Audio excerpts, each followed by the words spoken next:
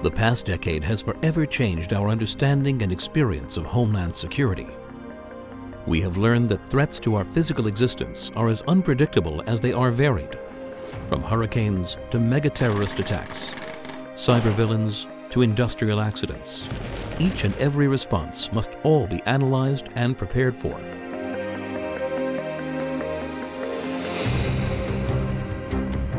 To safeguard our cities and protect our citizens, a new approach is required. The collaborative approach of the Ben-Gurion University of the Negev's Homeland Security Institute, HSI.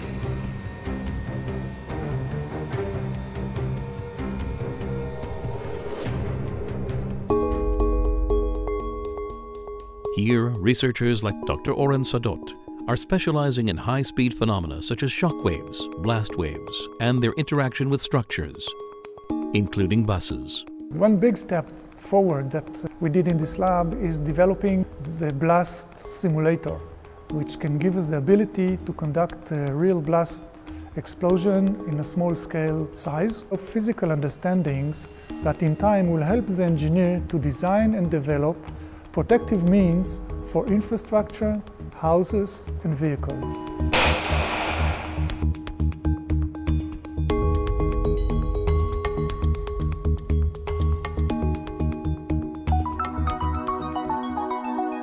With computers affecting almost every aspect of our daily lives, cyber attacks can be economically devastating and potentially dangerous. Professor Bracha Shapira is developing extremely sophisticated malware detection applications for mobile devices that can detect deviations from the normal application's behavior within minutes. We here at the Cybersecurity Center develop new technologies and new algorithms to defend and to protect users from these cyber attacks. On a personal level, we develop algorithms for securing and identifying malware for mobile phones and protect users from identity theft. For organization, we develop algorithms to detect data leakage. And on a national level, we develop algorithms that can detect anomalies on infrastructures and on critical networks.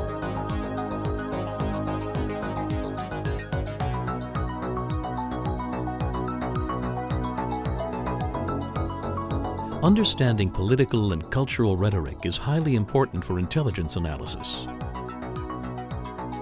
Professor Yair Neumann is leading an international team of researchers to develop a software system capable of identifying large amounts of data gathered from the internet and other open sources. In trying to understand a different mind, we have to understand the language this mind speaks. We must understand metaphors.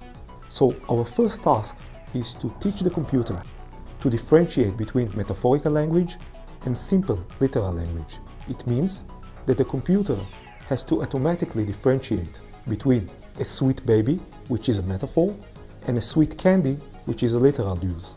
The next phase is to try to understand the meaning of metaphors. So the connotations, the deep cultural meaning of shark and my lawyer is a shark may be different in Iran than in the States.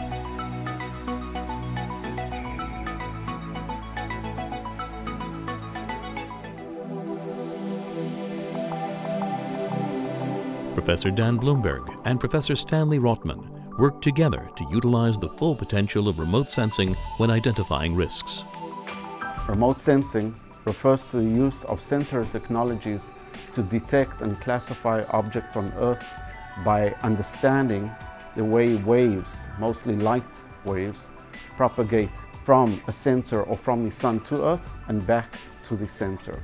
We first of all map the environment so we can generate geologic maps to try and understand what the geology or lithology of the environment is. We do it for Earth, we do it for Mars, we do it for Venus, areas that we cannot access. But sometimes we cannot access areas for other reasons, mostly if they're neighboring countries or distant countries even. And then we can use satellites to look at these areas which are far away from our homeland and try and understand where threats are emanating from. We take data that comes from optical sensors, radar, hyperspectral sensors, and we analyze them in order to get the information that is necessary for target detection. We're able to detect poison gases, we can detect target launchers, we can detect missiles that are in the sky and we can track them. Homeland security also means being on guard all the time, even if it means turning night into day. My research is focused on converting infrared light into visible light within a very, very thin layer. It's so thin, it is much less than the thickness of a hair. Basically, to have anyone, any soldier, any law enforcement officer, to have glasses that you can go at night and have like a full moon observation capability. Use those glasses which are very compact, very small, very lightweight, and very affordable.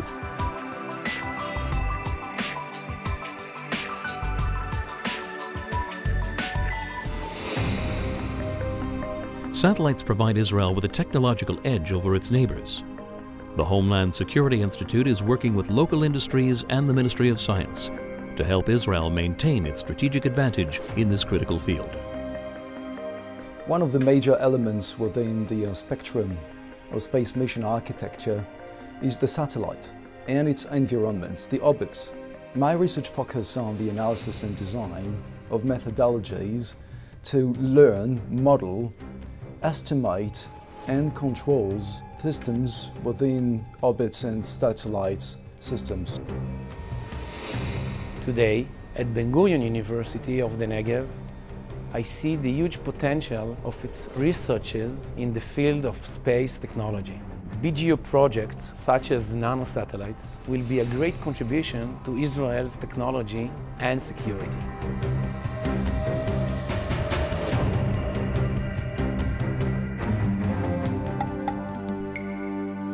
Another interdisciplinary collaboration is the Institute's Laboratory for Autonomous Robotics, or LAR.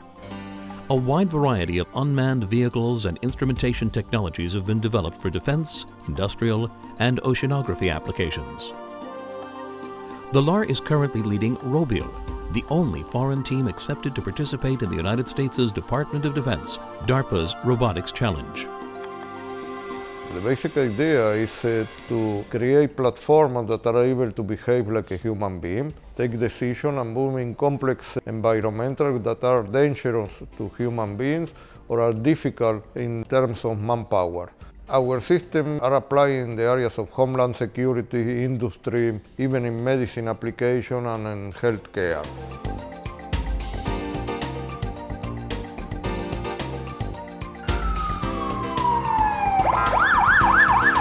Studies have found that community resilience is one of the key aspects of emergency preparedness and response.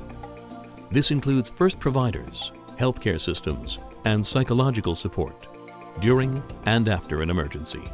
This field has been around for a while, but making it scientific is the basis of what we're doing. We're trying to quantify, we're trying to measure in a scientific method various aspects because we believe that improvement in preparedness to disasters will be based on data that's been collected and is objective and measurable, and as in other sciences we can repeat the measurements and measure again and again and see if we're better prepared for the next time.